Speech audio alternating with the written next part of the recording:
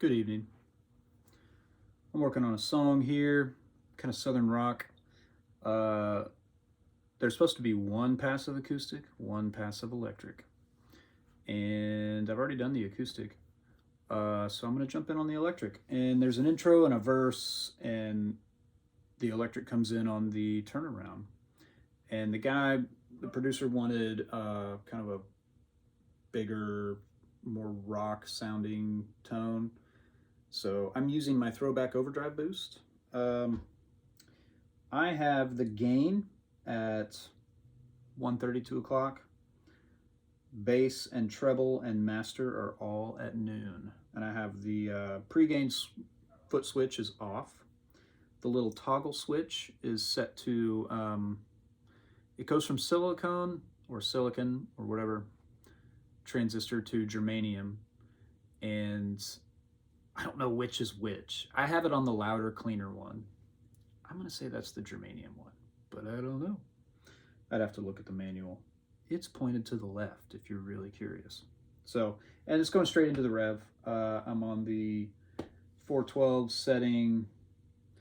I've got the gain at 3, treble at 230, middle at noon. Bass is backed off to about 9:30 or 10 o'clock, and my volume's at 3 o'clock. So there's a lot of gain going on here, but I'm hoping that it's still, you can hear each string. You know, that for me, having a higher gain sound in rootsy music means that you've got to still have the string clarity. That should never be sacrificed in the name of more gain or a heavier tone. So, you know, again, most heavy, quote unquote, heavy sounding guitars that you hear on a record are cleaner than you think they are, because the distortion and the gain compresses the signal naturally. That's what it does. So the stuff that really just sort of punches you right out of the speakers, like Back in Black, the intro, those guitars are so clean. They're super clean. And every time I hear somebody cover that song, it's like they've got a boost on and loads of gain, and it's like, man, you're just making that riff sound like a wet wash rag. It just doesn't punch you. It's just like, you know what I mean? Also, guilty of that myself as a younger lad. Anyway, let's get into this song. I'm in dropped D, a half step down, so it's dropped C sharp. And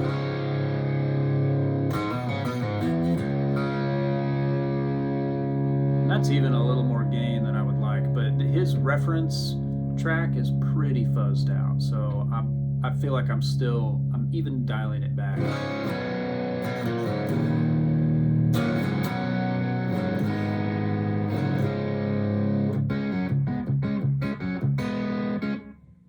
Anyway, I have the tiniest bit of slapback on.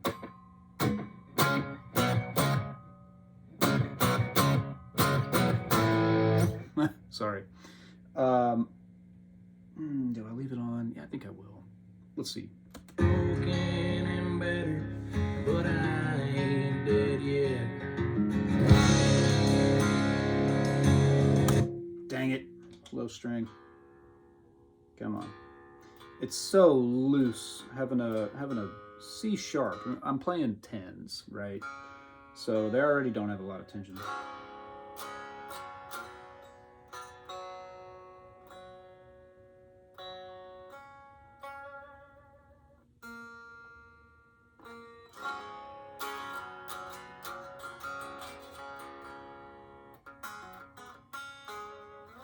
One more time. Better, but I ain't dead yet.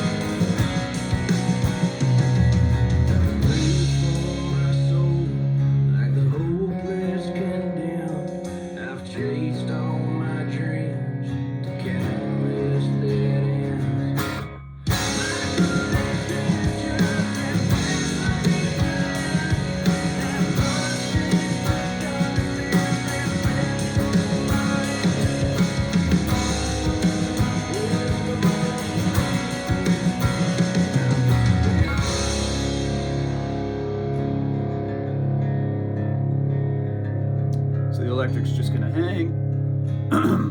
Acoustic finishes the riff.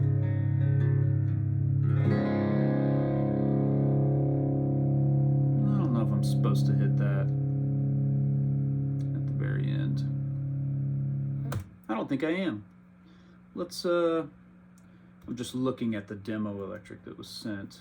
I'm gonna grab that last diamond, and then I wanna go back to one other spot and just figure one thing out. Yeah. Let's get in a bar before that, just because I'm doing kind of a big pedal gag, reverse rake.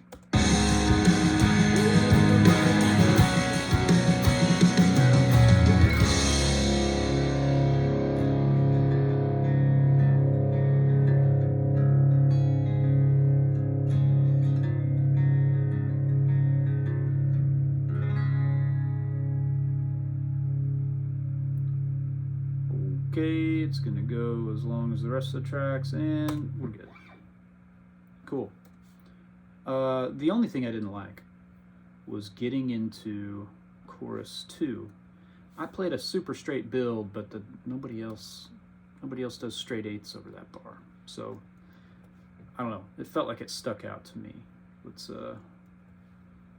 find that spot.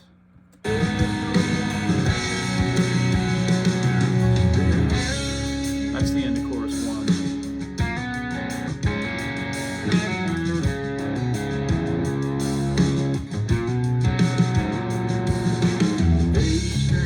So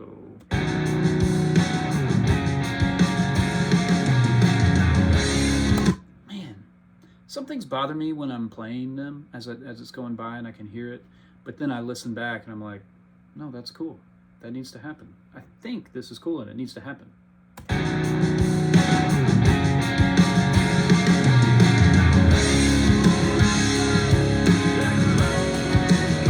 One more with the panning where I had it. I've got acoustic over here and electric over here.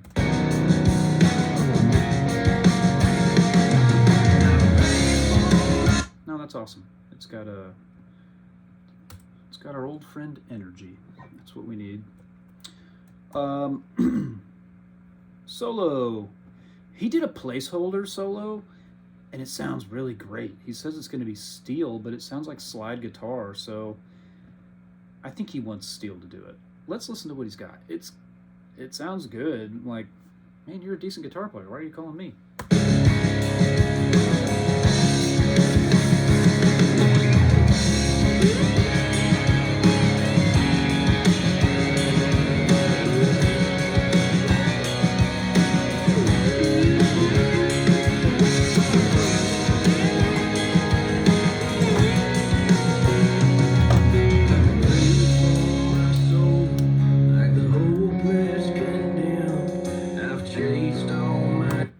That was pretty cool.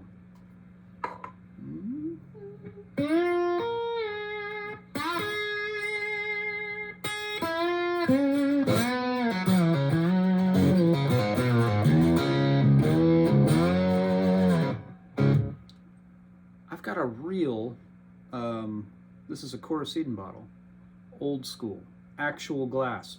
Most of these, I have a whole case of them. Most of these Dunlop and Planet Waves slides that everybody gets, it's Pyrex. It's not real glass. And these stupid things, you can tell it's real because it's got a 2-digit number and this big W, capital W with a, gosh, can you see that? See the little mark? That lets you know that's legit. Danocaster. Dan from Danocaster gave this to me. These things, I haven't checked prices on eBay lately, but if it's got the original cap and the like Coruscant label or medicine label, whatever, I think it wasn't just Coruscant that was put in this, but might have been other things. They're going for like $200 or $300 for this goofy little piece of glass. You can see it's a little uneven here and there. I mean, it's legit, old school. But this is what Dwayne Allman used and made super popular. And I'm gonna use it on this, just to see. So the slide solo that's on there, he's in a tuning that gives him a major triad on the top 3 strings. So all you need to do that is tune your high E string down a whole step. Again, I'm already down a half step, so everything that I'm talking about retuning is relative to that. So here would be a G. If you're tuned normal, it'd be your top 3 strings would make an E minor triad, right? This is E flat minor because I'm down a half step. But I pulled that 6 of G down to the 5, tuned it. So now it's G, B, D, all flat, right? Because we're down a half step. So now with a flat bar, I can get a major triad.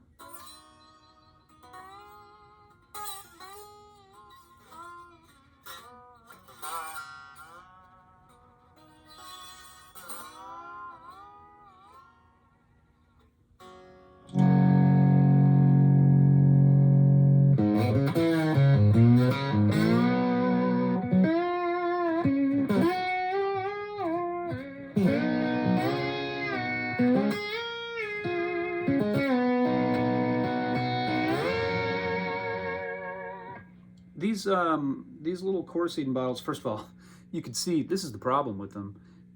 With any sort of closed bottle, I used to hate it because my finger sweat gets trapped in the bottle and it softens my calluses and ruins the callus that I built up, and then I shred my fingertip when I'm playing.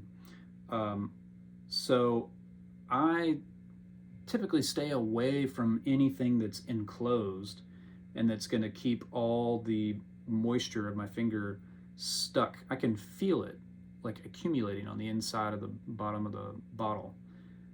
It's so frustrating because this has a really sweet, clear tone to it.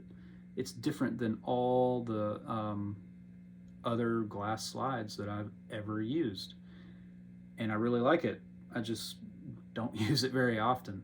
My go-to is a thick-walled, large diameter Pyrex from Planet Waves or Dunlop. They both make basically the same thing. I like the thick wall because it adds mass, and mass is what's going to give you sustain when you're playing slide. And I really like the sweet, it's a little darker than like a metal slide, and it has less of a all over your strings, so it's cleaner. It just has a truer, I don't know, what do I want to say, a more fundamental to it. It's just a better, louder, clearer note to me. When I'm reaching for a slide, that's what I usually go for. But man, in the interest of playing this kind of cool thing in sort of a Southern rock Americana vein, I'm going to use the old bottle, even though it's softening my finger tip while I speak. So let's do this. Let's get one out here for him. The solo is D flat, E flat minor,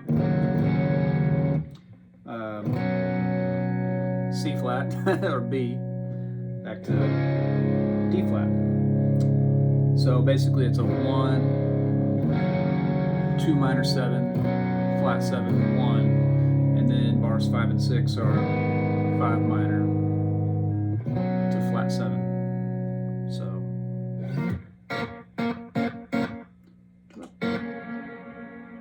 that might be a little much. Let me give it a little bit of space in the delay. I was at a 16th note.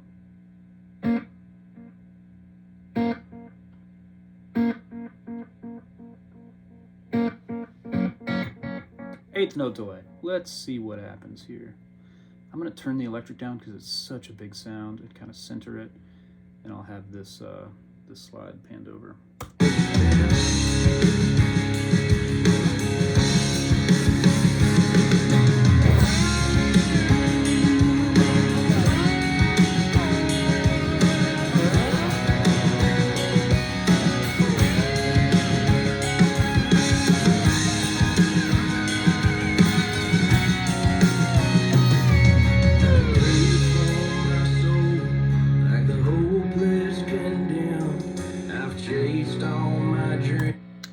right? Listen. Oh man, I can't face the computer for this solo. I'm gonna do one more, and then go to bed because it's way too late, and I have a long day tomorrow.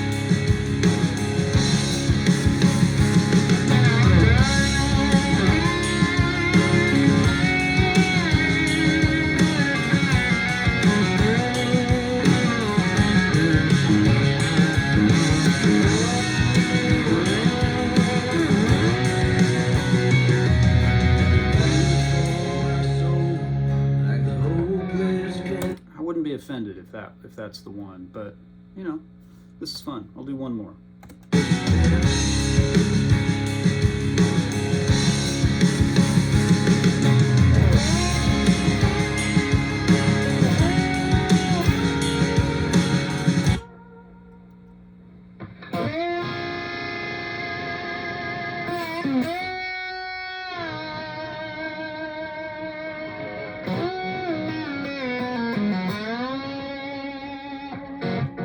Start a little different.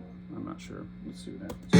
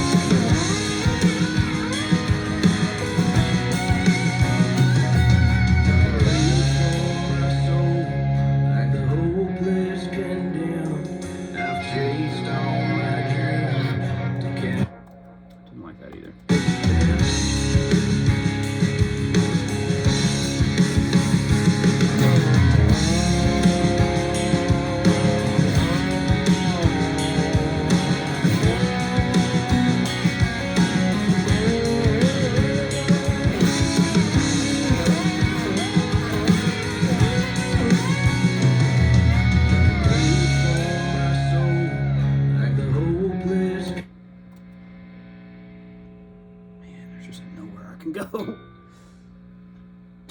I try and neck pick up? Like I lose a little bit of clarity there. One more.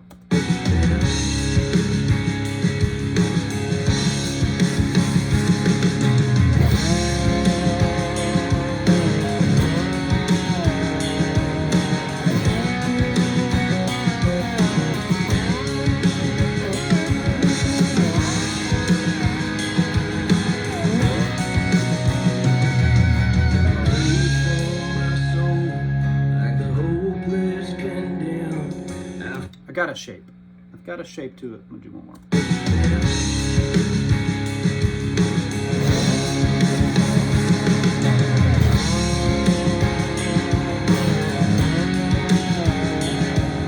So close.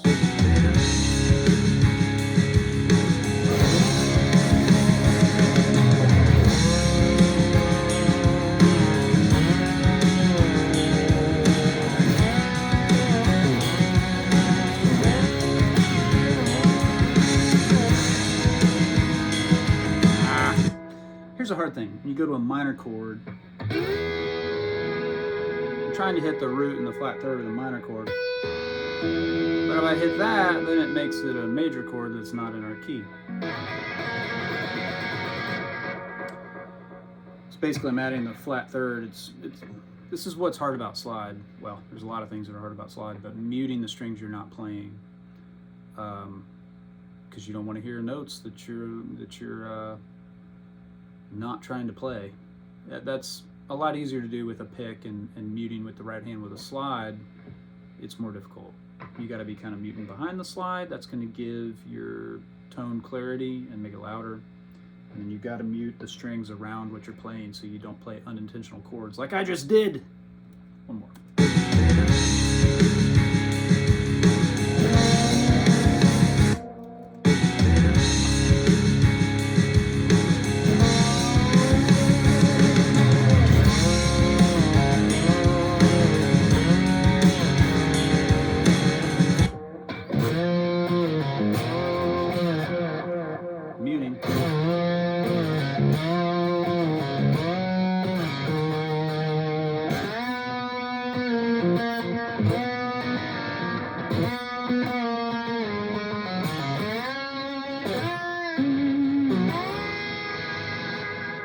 that's what I want to do. I want to go up. Keeping this finger on this string keeps it muted.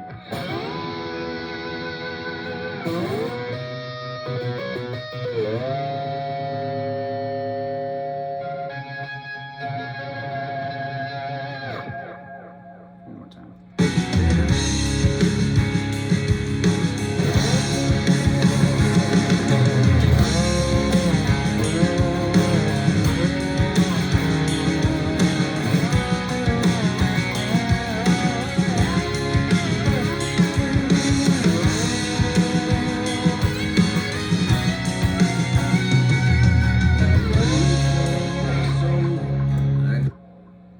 So close. Tuning check.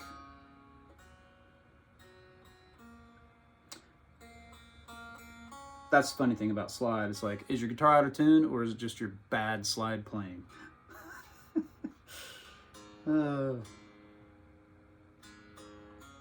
It's like the slide guitar equivalent of making a mistake live and reaching back and turning a knob on your amp like, that was weird. Oh wait, let me check my tuning. It's just your bad slide playing.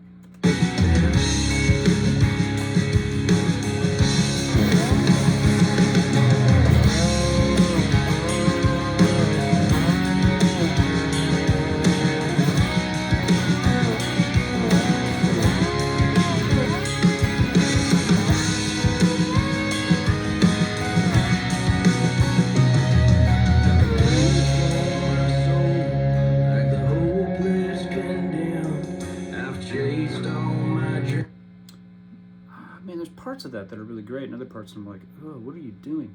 Okay, I will get it.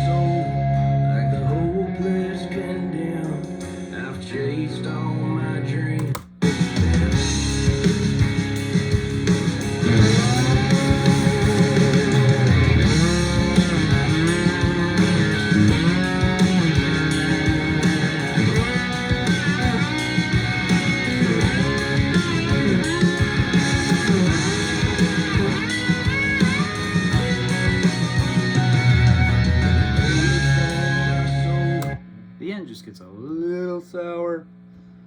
Playlist.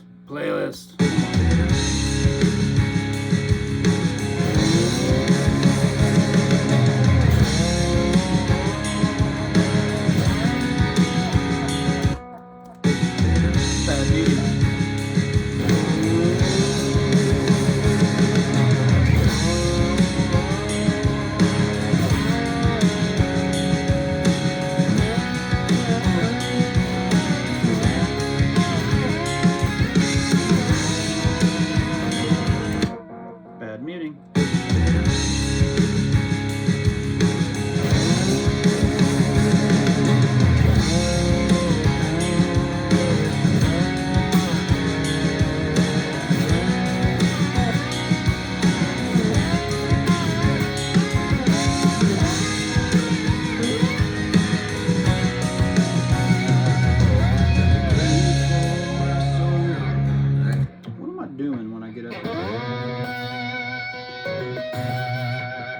Not getting there. I'm just being flat when I get to the 17th fret.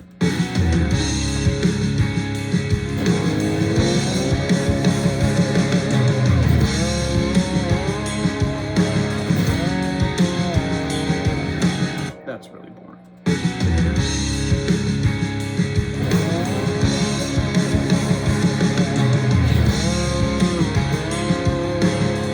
And then I'm sharp.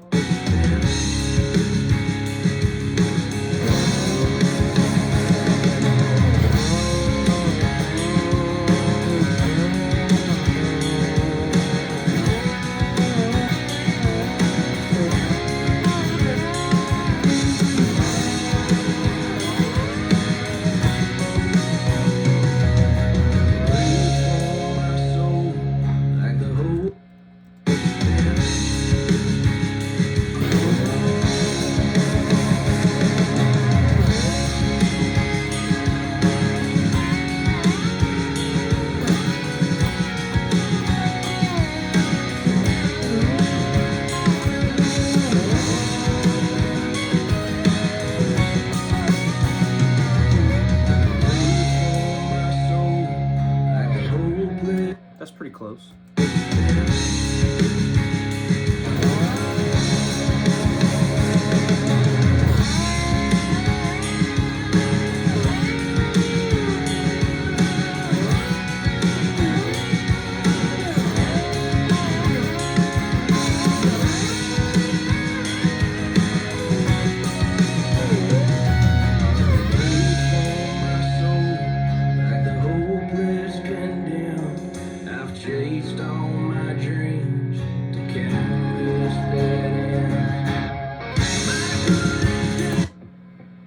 Try to do that goofy trick at the end.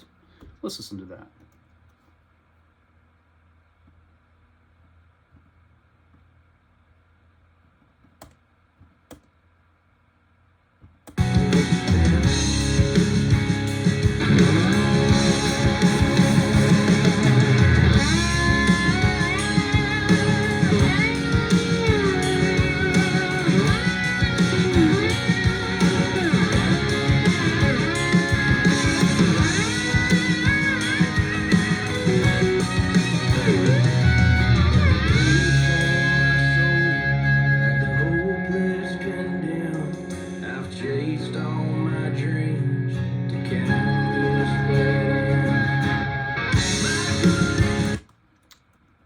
So that hangs over too long. My string harmonic rattle.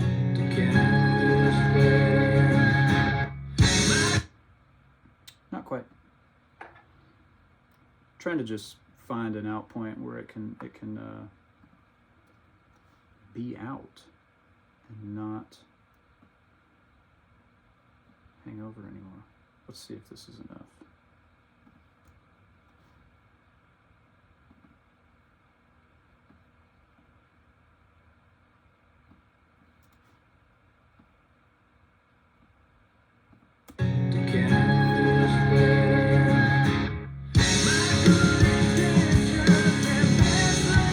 Once more to the solo itself.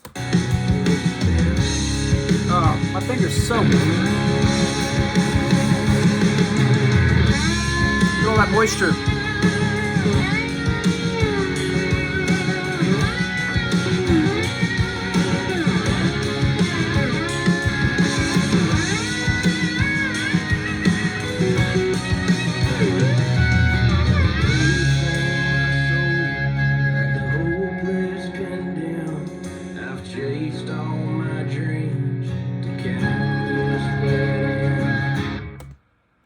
Cool. I'll see y'all later.